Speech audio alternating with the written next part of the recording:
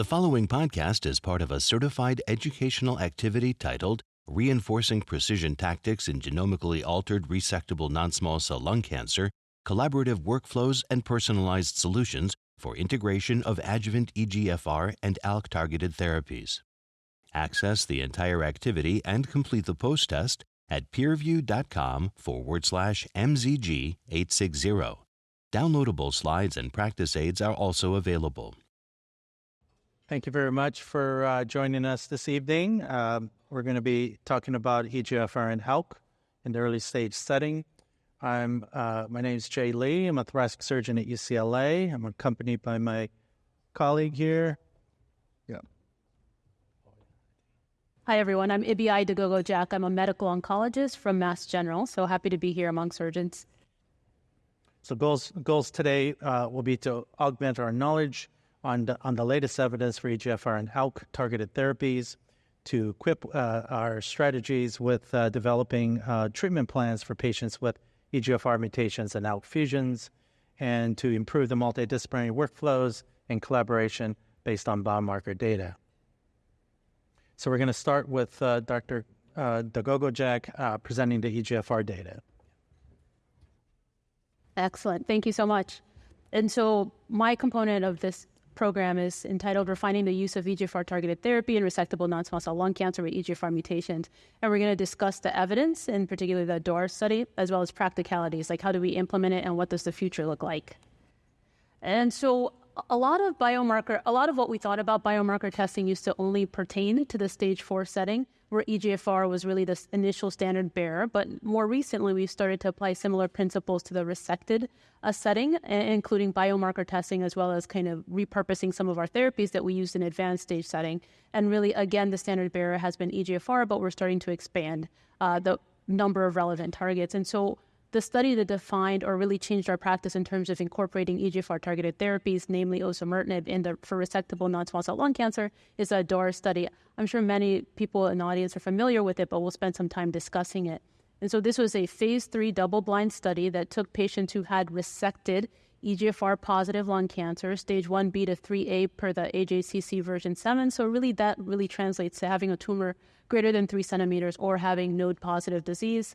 Their tumors had to have had canonical or classical EGFR mutation, so exon 19 deletion, L858R substitutions, and they had appropriate brain imaging and staging throughout. They were stratified according to the stage, the EGFR mutation in the race, and it was at the discretion of the physician as well as the patient whether or not to pursue adjuvant chemotherapy.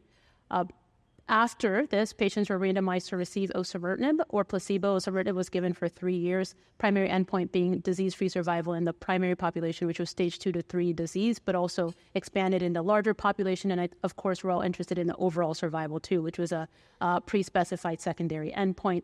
We all know this study was unblinded prematurely because of the overwhelming benefit in the intervention arm. But fortunately, they conducted enough of the analysis. Patients had been treated long enough for us to have some reassurance in terms of the integrity of the outcomes.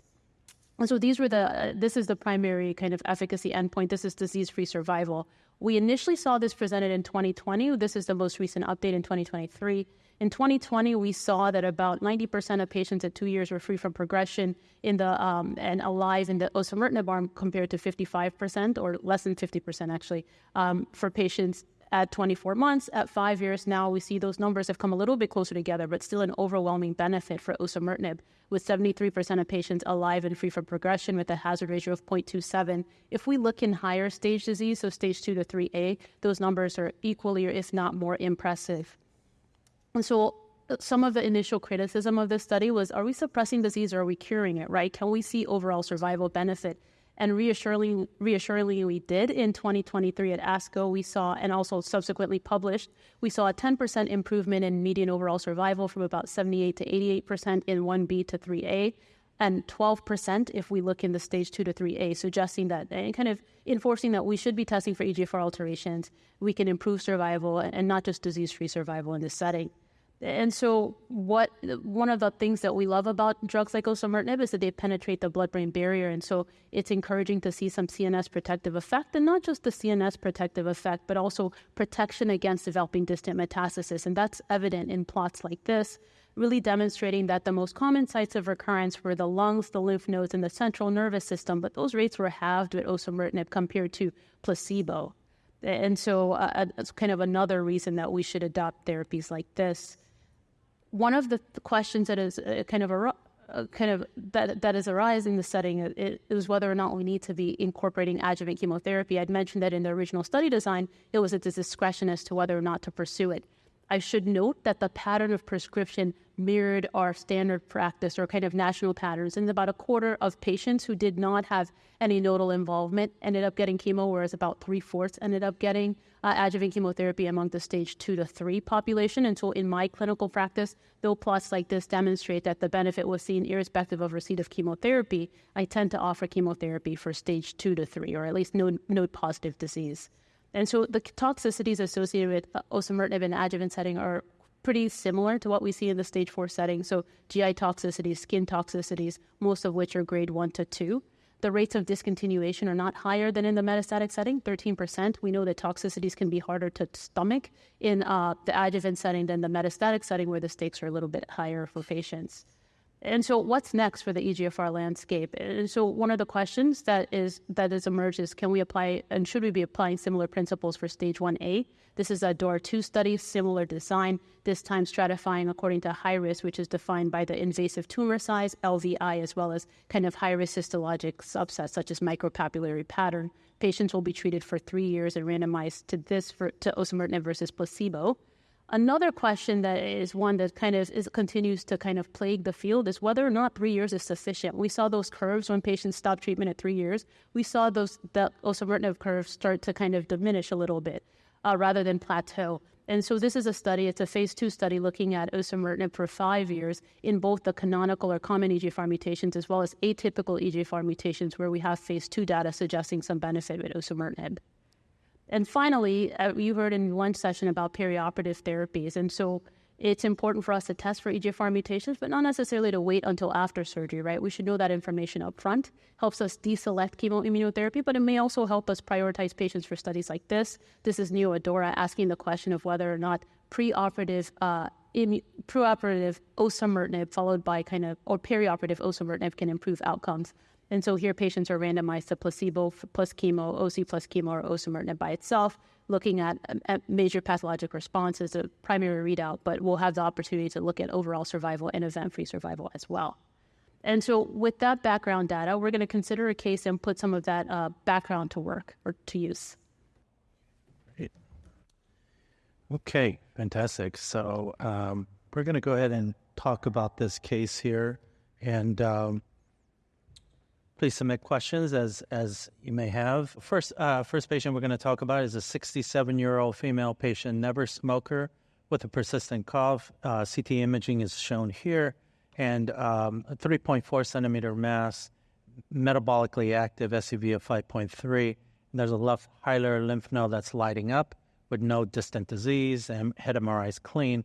EBUS confirmed that the 10L lymph node was positive for metastatic disease, and transbronchial biopsy of the left upper lobe mass revealed invasive adenocarcinoma.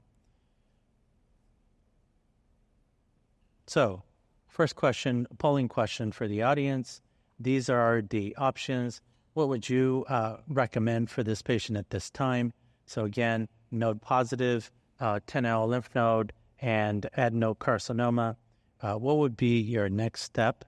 Dr. Dagogo-Jack, what do you think about this? Yeah, so it looks like a patient who has a clinical stage 2 non-small cell lung cancer. And I think that there are two camps probably. Some people might take straight to resection, but as we talked about, knowing what alteration is present in a tumor can help inform what you do up front. There's a lot of intriguing data for perioperative therapies. So my practice tends to be testing to see whether or not there's an actionable alteration before going to the operating room or before referring to one of my surgical colleagues. And do you think the molecular testing and the biomarker testing should be done prior to surgery, regardless of whether you're considering systemic therapy as a neoadjuvant or adjuvant, or does it matter when you do the biomarker testing, upfront or post-resection? I advocate for doing it pre-resection if you can, but I know sometimes time is of the essence, right? And so I think it's important for us to get rapid assays and things that don't slow down getting to the operating room. But I definitely think if you can get it in a timely fashion, I would try to do it up front. Yeah. So 10% said chemoimmunotherapy up front. And what are the problems with that? Yeah, so we know that chemoimmunotherapy, we learned this a lot from the stage 4 setting, that if there's certain molecular alterations that we can see in people like this patient who may not have a smoking history, such as EGFR and ALK alterations, that don't benefit as much from immunotherapy. And then when you end up giving the appropriate therapy, the targeted therapy, the immunotherapy lasts in the system for such a long time that you can actually have hepatitis, pneumonitis, and other toxicities. In fact, that's the reason that some of these perioperative studies actually deselect, right? They ask you to know if someone has an EGFR and ALK alteration and not give that chemoimmunotherapy regimen to that person. Yeah, I think that's an excellent point. I mean, to start chemoimmunotherapy with checkpoint inhibitor and then to switch to particularly osimertinib, there's grade 4, 5 toxicity. People have died from that transition, and it's not clear how long that washout should be, but it's not just, believing in that there may be some nominal response to chemo-IO, but it's the toxicity is a real issue. Okay, so let's move on to the next slide here. So this patient was referred to medical oncology. The patient underwent 4 cycles of chemotherapy and then went on to receive adjuvant osimertinib for 3 years. So the chemotherapy was optional in ADAURA. Your feelings on when should patients get chemotherapy postoperatively based on the ADAURA regimen, and we've seen subset analyses of where giving adjuvant chemo with and without the osimertinib, the hazard ratio survivals look quite good. But what's your take on when should we give the chemotherapy, or should we at all? Yeah, I think we should, right? I think prior to having the osimertinib data, right, chemo we had seen does improve survival, but for a minority of patients, somewhere in the range of kind of 5 to 10%, with the rate being a little bit closer to 10% when you have node-positive disease, you have more aggressive features. I think if you look at the ADAURA data, one interesting thing that I think reflects national patterns is that if someone had node-negative disease, they're less likely to get chemotherapy, and elderly patients, right, over 70 were less likely to get it. And so if my patient has extensive comorbidities that make me worry about their ability to get to osimertinib, I might hold off on chemotherapy. And if someone just has a large tumor without nodal involvement, I might hold off as well. And then I think also one of the things is that this is a cisplatin pemetrexed. Sometimes people are cisplatin ineligible. If someone had a stage 3 tumor, I'd still find a way to give them carboplatin pemetrexed if I could, but maybe that might change the calculus a little bit for a stage 2 if I can't get a cisplatin in. Yeah, it's interesting to point out that even though that subset analysis was shown, and that of with or without chemotherapy wasn't powered to make a definitive conclusion, but when you look at the breakdown by stages, 80% of the patients with stage 3 got the chemotherapy, and around 60-70% with stage 2 got the adjuvant chemotherapy and then the OC. So it seems to me that most medical oncologists, at least in the node-positive disease, these patients need the chemotherapy. We saw the ADAURA data today on the ctDNA clearance, and it's interesting that at 2 years from discontinuation of the osimertinib, you start to see ctDNA as well as clinically apparent recurrences. A third of the patients had recurrences within 2 years of stopping the adjuvant OC after 3 years. So after 3 years, stop. And then 2 years, within the following 2 years, year 4 and 5, a third of the patients recurred. You also see the CNS recurrence curves start to come together. So it seems to me we need more than 3 years. What's your take on that? I agree. And I think I would have loved to be optimistic and say that we're curing a lot of people with this regimen. But I think perhaps nihilistic approach might be to look at the LAURA data set, right? So that stage 3 data set where if left to chemo alone after surgery, you have abysmal survival rates, right? Median PFS around 5 months, and you really change things when you introduce indefinite osimertinib. I suspect that we might be getting to longer duration osimertinib for this resectable non-small cell lung cancer population. So it's interesting you bring up Laura. Laura, so for the audience that may not know, Laura, so unresectable or medically inoperable stage 3 patients with classic EGFR mutations went on to definitive chemoradiation and then got osimertinib following that indefinitely. So it seems to me that if a surgeon felt that the patient was medically operable or resectable, they would have followed a DORA regimen where we would stop at 3 years. But that same patient, had the surgeon said is medically inoperable or unresectable, would get chemoradiation and indefinite osimertinib. So my question to my colleague here is, should we consider indefinite osimertinib in stage 3, resected stage 3 patients based on LAURA? Are we stretching the limits here? Or do you think patients should be on indefinite osimertinib?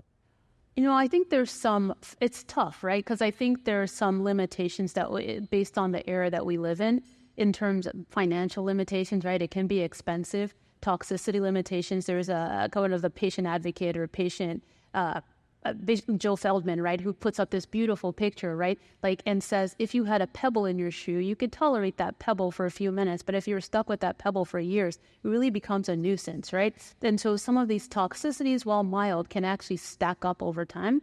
I think that's one of the problems, and I also think that our assays or ways of interrogating residual disease are a little bit lacking right now, right? If you look at that MRD data, it hardly ever is positive when someone is on the therapy, but that we know that if you're off the therapy and then the MRD becomes detectable, that means you probably had active disease while you were on the therapy. And so we just need sharper tools to try to figure out which patients we can deselect therapies. There are probably some patients who don't need to be on it lifelong. Excellent. Okay. Any questions? Any questions from the audience? Okay. Along the lines of de-escalating therapies, I mean, I think one of the problems with the ctDNA platforms is that it's not sensitive enough. So I think, if you're positive and you escalate therapy, to me, I think that makes sense. But I think the problem with de-escalation is we may not be detecting accurately who is truly ctDNA negative because of the insensitivity of the current platforms. And I agree with you. I would add to that too. I think part of the problem is EGFR and ALK. We know these are low TMB tumors, and a lot of these ctDNA platforms are kind of tumor-informed. They're taking into account the number of mutations you have and then constructing these ctDNA assays. So if you have a very ugly tumor with a ton of mutations, your MRD assay is probably going to be more useful because you can just pack it with tons of mutations, right? I think some of this is a limitation of the disease biology itself. Okay. Any other questions or thoughts from the audience? All right. So we're going to move on to ALK-directed therapies. So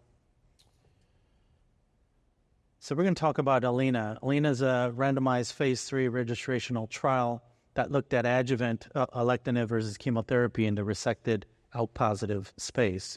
These were patients that had complete resections with stage 1B, and 1B at the cutoff of 4 centimeters or higher if you were node negative, or any node positive up to stage 3A, T3N2 by 7th edition.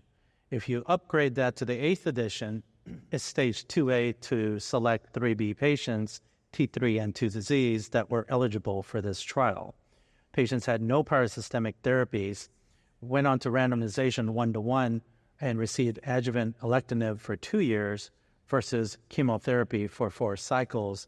And the primary endpoint was DFS in a hierarchical design where a subpopulation for stage 2 to 3A patients were, by 7th edition, were first analyzed, and only if that was positive, then the intent to treat population for the entire cohort from 1B to 3A were then evaluated. Secondary endpoints included CNS DFS, overall survival, safety, and other information. So the primary endpoint was met, and there was improvement in the DFS in the subpopulation of stage 2 to 3A by 7th edition. Impressive hazard ratio of 0.24. And just so that some of the surgeons, and I know there's residents and students in the room as well, a 0.24 hazard ratio, you subtract from 1, so you get a 76%, 0.76, or 76% reduction in the number of DFS events. Disease-free survival events were defined by recurrence, which included CNS recurrence as well as other primary cancers in the lung, and as well as mortality. So those events were reduced by 76%. Because of that subpopulation that was positive for DFS and statistically significant, the intent to treat population for stage 1B to 3A was evaluated, and again, the DFS hazard ratio was 0.24. So really impressive. And to put that into perspective, particularly as surgeons, how good is that data? Well, when you look at the adjuvant chemotherapy trials and the meta-analyses of all the clinical trials, the expected hazard ratios for adjuvant chemotherapy alone has traditionally been around 0.85 to 0.89. So to see reductions down to the 0.2 range is really a striking and marked improvement from what the past standard of care was. Subgroup analyses and all the subgroup analyses, there was improvement in the alectinib arm, and it appears to be effective across the board for these subgroup analyses. I'll point out a couple important features here. The stage 1B population that are, and as well as stage 2 and 3A, all had impressive hazard ratios in the 0.2 range, and whether you had lymph node disease or not, N0 population also had a hazard ratio of 0.19, as well as the N1 and N2, which had 0.3 and 0.2 hazard ratios. DFS by stage. And again, these are subgroup analyses, so you don't see statistics, you don't see p-values here because you can't claim statistical significance when the study was not powered for these subgroup analyses. But still, I think it's medically informative, and I think when we make decisions in the clinic, it's important to refer to this data of where does my patient fall into? And what you realize is that across the board, the Kaplan-Meier curves and the separation between the treatment arm and the control arm are striking. And again, across the board from 1B, 2, and 3A, the hazard ratio is 0.2. Sites of disease recurrence. Brain metastases, there was fewer brain metastases in the elective arm, but so were the other sites of recurrences. Both distant disease recurrences and local regional failures were much higher in the chemotherapy arm. So there was marked improvement in both distant disease as well as local regional disease in the alectinib arm. This is the CNS DFS in the intent to treat population, 1B to stage 3A population, and again, a hazard ratio of 0.22. And I like to see that tail effect where the curves remain separated, and again, a marked difference compared from alectinib arm to the chemotherapy arm, and a CNS DFS of 0.22. This is the adverse event data. As a surgeon, when you see all the adverse events, you say, well, those are high complications, but what we need to focus on are the grade 3 and 4, which are the serious adverse events. And those are the dark shaded bars. And what you realize is that on the alectinib arm, majority of the serious adverse events are actually quite low. So this is very well tolerated medication. And a marker of that is the discontinuation rates of the drug or dose reductions. And less so with the dose reductions. If you can dose reduce and the patient can stay on the medication, I think that's still okay. The issue becomes when you see discontinuation rates, and what we find is that the discontinuation rate was about 5% for the elective arm, and for the chemotherapy arm it was 13%. So the takeaway message is that it's well tolerated, the serious adverse events are low, and discontinuation rates are quite low. We just want to talk about two trials that are currently in progress. The interim results for both of these studies have read out in this year and last year, and ALNEO as well as Nautica-1 are perioperative designs with alectinib. So it is a field in movement where we want to see these targeted therapy agents brought up as soon as possible in a preoperative induction schema, and then to also give it in the back end. One of the fundamental issues with the current TKI designs in the adjuvant setting is that if patients get resection and then get that chemotherapy and start the targeted therapy agent, it can take upwards of 5 months before that patient starts. And so to save your best systemic therapy agent on the back end that far out doesn't seem right. It seems that we should provide those best systemic agents as soon as possible. So to me, it makes sense. But this is not a standard care approach right now, but it's under evaluation. Okay, so we're going to move towards the case presentation and talk about another case here. This is a 61-year-old male patient, never smoker, with a history of asthma, gets imaging done and is found to have a left lower lobe lung mass. You can see the CT scan there, and 4.1 centimeters by CT scan. It looks suspicious for malignancy. PET CT and tissue acquisition is recommended. This is the PET CT. You can see intense metabolic activity with an SUV of 12. There's no lymph nodes that light up on the PET, and the head MRI is clean. So the patient goes on to get a transbronchial needle biopsy performed, and it reveals an adenocarcinoma, and the TTF1 and NAPS-A are both positive, supporting a pulmonary origin for the mass. The 10L lymph node, surprisingly, comes back positive, and the patient now has T2B-N1 stage 2B adenocarcinoma. And molecular testing here, NGS, was performed, but it's important to recognize that ALK can also be detected by IHC, EML4 ALK fusion variant V3, and I'll say that it doesn't matter what the fusion variant is. It seems that the efficacy is across the board, but the ALK fusion is detected here with PD-L1 1%. So what would we do for this patient? These are the options. If people can go ahead and pick one: upfront surgical resection, neoadjuvant chemotherapy, neoadjuvant chemoimmunotherapy, neoadjuvant targeted therapy, surgery followed by adjuvant ALK-targeted therapy, or I'm not sure. So Dr. Dagogo-Jack, any surprising findings to you? Well, I think it's good that we see that people, based on your talk, are incorporating the ALK-targeted therapy. I think in my practice, I probably would refer for surgery and then do the adjuvant ALK-targeted therapy.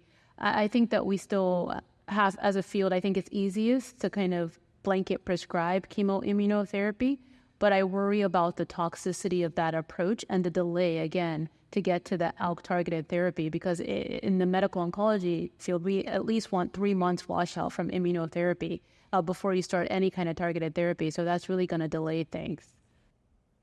Yeah, and I would just add that as much as I'm a proponent of neoadjuvant or perioperative therapies, that at the current time it's not standard of care to give neoadjuvant targeted therapy outside of a clinical trial.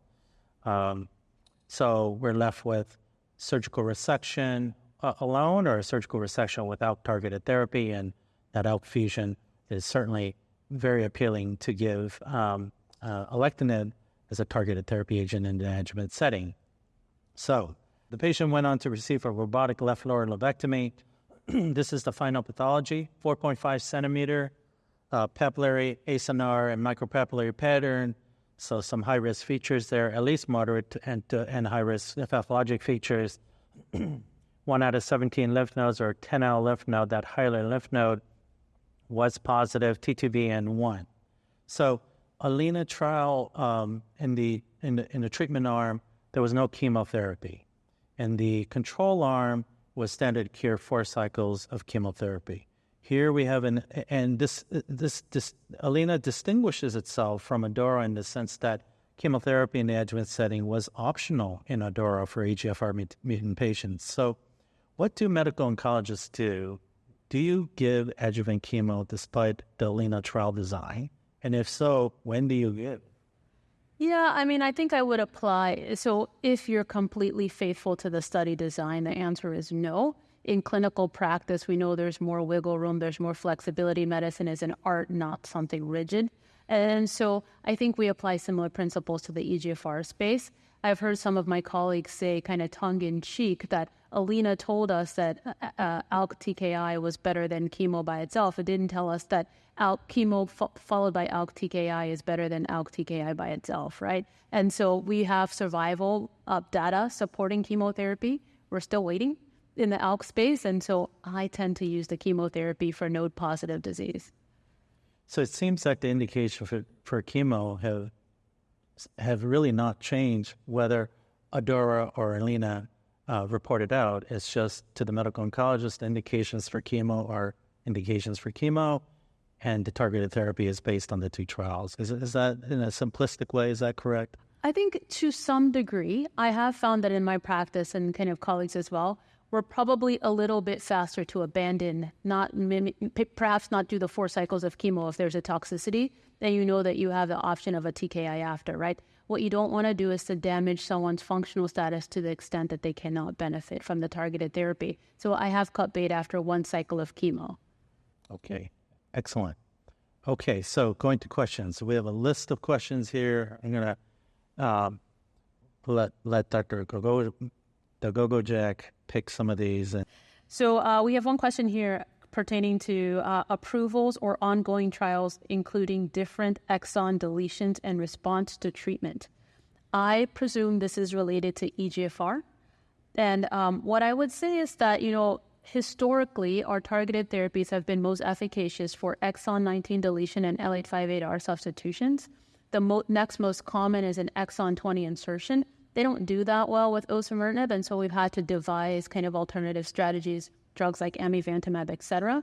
For other atypical EGFR mutations that might involve other exons, so John Haymack has a nice literature on this kind of exon 21, et cetera, exon 18 mutations.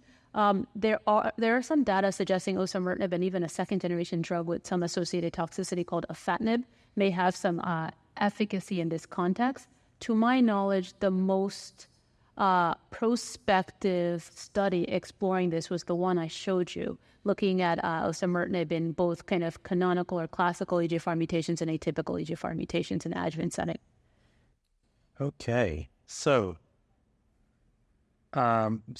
next question is, what is the acceptable time to order and conduct biomarker and molecular testing in early stage non-small cell lung cancer? So your take on when should we order? And what happens if at that timing the quantity is not sufficient? Yeah. QNS. I have that term. Yeah, I agree. I have a canned answer for this. I always say yesterday, right? Because you always want the information the day before you had it, right? Because the patient is in front of you. They want to get going with their therapy. You don't want the delays. And so I think, so the standard traditional answer from pathology societies is 2 weeks. But 2 weeks can seem like a lot of time. So at our institution, and I know several other institutions and other kind of diagnostic companies are working towards these carve-out rapid assays that may have fewer genes, right? Because maybe you need a broader gene panel if you're looking in the stage 4 setting, whereas a 50 gene panel, 25 gene panel may be completely suitable for an early stage disease just to weed out some of the most relevant alterations. And so for us, we're getting to kind of turnaround times of less than something between 24 hours to 5 days. Next question is about liquid versus tissue biopsy results. Are they comparable for EGFR and ALK in early stage lung cancer? So do you use liquid? In early stage? Yeah. I would answer that if it's negative, I don't know whether or not the alteration is there because the sensitivity of our off-the-shelf test is not sufficient, right? Because even in stage 4 disease, the preponderance of kind of molecular material floating in your bloodstream is not cancer-derived, so they really have to have sharp tools to really find even that. And so now you're getting to a less advanced setting. I will say that I have had referrals from people who have done it in stage 3 and found EGFR. And so, yes, if someone has stage 3, you can find it. But if you don't find it, I don't know that I can trust it until we get some of these kind of more higher sensitivity MRD type assays. Yeah, I'll just add to that in stage 3, I think, there's a higher hit rate for the liquid biopsies. I think it makes sense there. In the earlier stages, the liquid biopsies, the blood draws in itself can help to rule out germline mutations.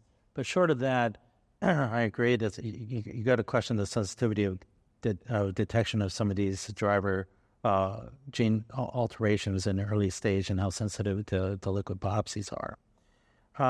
Next question is, would you use adjuvant osimertinib or alectinib in a stage 1A EGFR ALK altered patient? My answer is I would not. For a stage 1A, I would, if I had the trial available, I would send them for the trial. How about you? For stage 1A, outside of a clinical trial, no. The answer is no. ADAURA 2 is looking at stage 1A2 and 1A3 patients, high risk, 1A2, 1A3. It's an adjuvant trial. It's going to take a long time to accrue, to get the event rates because it's stage 1 disease. But clearly, there's a high-risk population in stage 1 that recur at a recurrence rate of around 35%. And we saw that from the CLGB study where sublobar resection to lobectomy was compared, and it was a non-inferiority trial for that there was no difference between lobectomy and sublobar resection.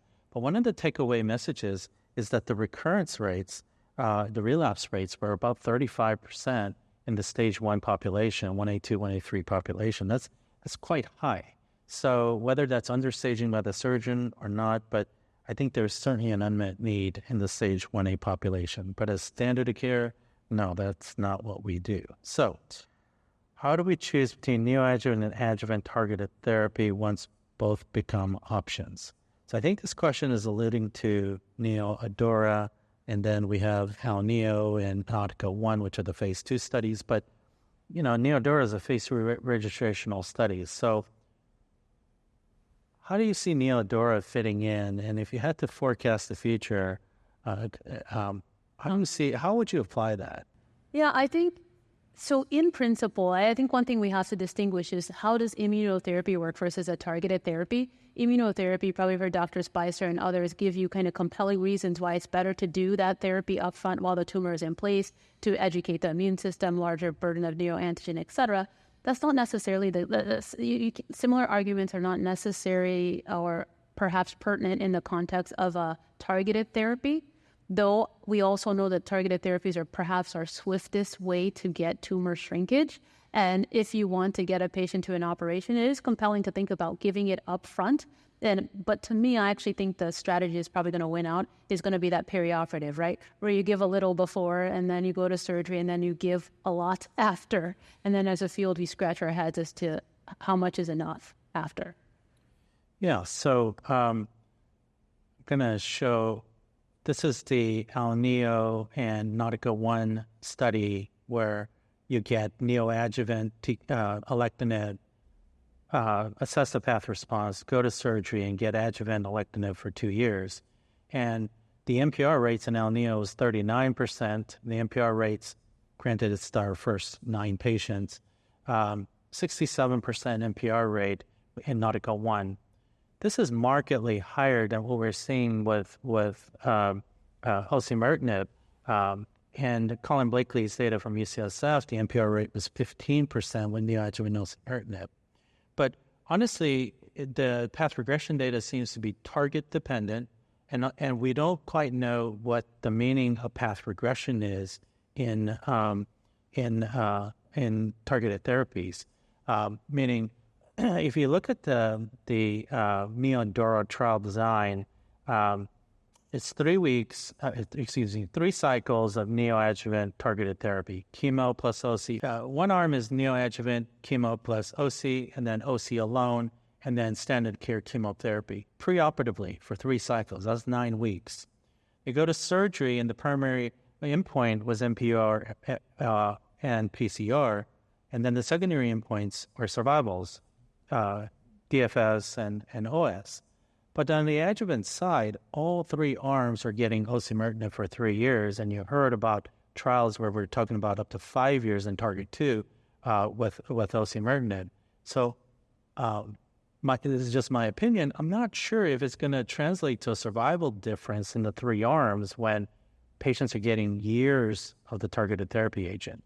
I do think that there's going to be differential path regression data, and I think it's the right thing to do to introduce the systemic therapy agent, your best systemic therapy agent up front, which may translate to more patients going to surgery, but I'm not sure it's going to translate to a survival advantage. What do you think about that? No, I think it's an intriguing argument. I think one thing I would clarify, though, is that in my answer, I neglected to say that I think the field is probably moving towards chemo plus TKI preoperatively and then TKI out back, because I think that the activity of TKI by itself is not that, is not that compelling to justify, I think, wasting the time to get to surgery in some of these cases. Kind of anecdotally, I've had patients in my clinic where we've tried the TKI first because they were borderline for surgery. They didn't get to surgery, right? Because we didn't see the dramatic benefit that we wanted, right? So I think, in my opinion, there's going to have to be, it's particularly arm 2 that looks most compelling here compared to arm 3. Yeah, and especially with the ctDNA data that we saw from ADAURA with the relapse rates within 2 years after stopping osimertinib, a third of the patients recur with ctDNA positivity or radiographically apparent disease. And those CNS curves coming together in ADAURA, I think chemotherapy is ever more so important when you're talking about TKIs here. Now, whether that's going to translate to the other targets like ALK and alectinib, and there's others in this space, right? I think each target's going to be different, but at least with EGFR, it seems to me that you're going to need more than just 3 years, and maybe that chemotherapy is going to be helpful and needed. Any other thoughts? No, I agree. And I think that one of the discussants at ASCO for the LAURA study actually stated it well. So one of my colleagues, Leisha Sequist, said, for years we've been fooling ourselves into thinking that stage 3 EGFR mutant lung cancer was curable, right? But these data suggest that it is not, right? And so it's almost a disservice to not add on this therapy. And perhaps we have to apply that principle to even earlier stages. That is not to say there are not people who are cured from this approach. I just think we have to sort through who they are. There's a question here about kind of oncogene-specific ctDNA assays being developed. So yes, they're there, kind of really, really proficient kind of digit droplet PCR that can look for the EGFR mutation by itself.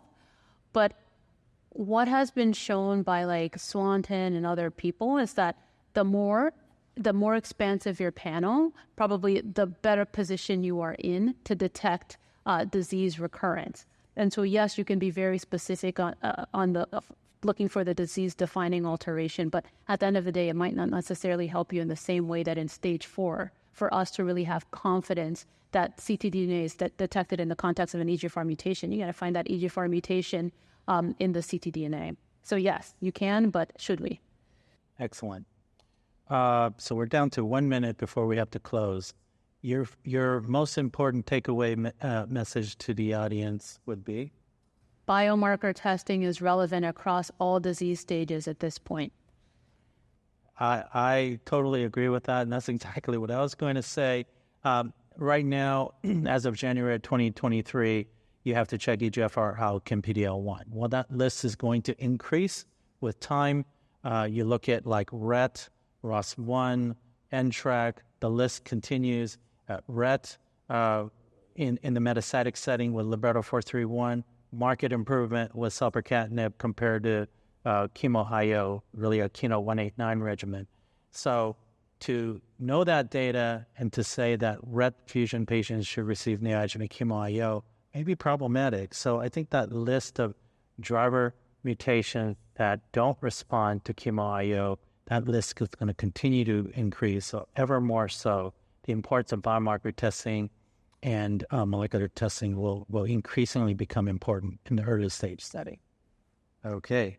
Thank you so much for staying. I hope it was educational. Thank you. Thank you for listening. Remember to download the slides and practice aids and complete the post-test for instant credit.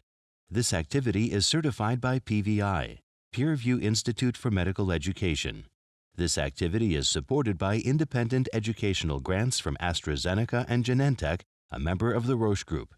To access all materials for this activity, visit peerview.com/MZG860.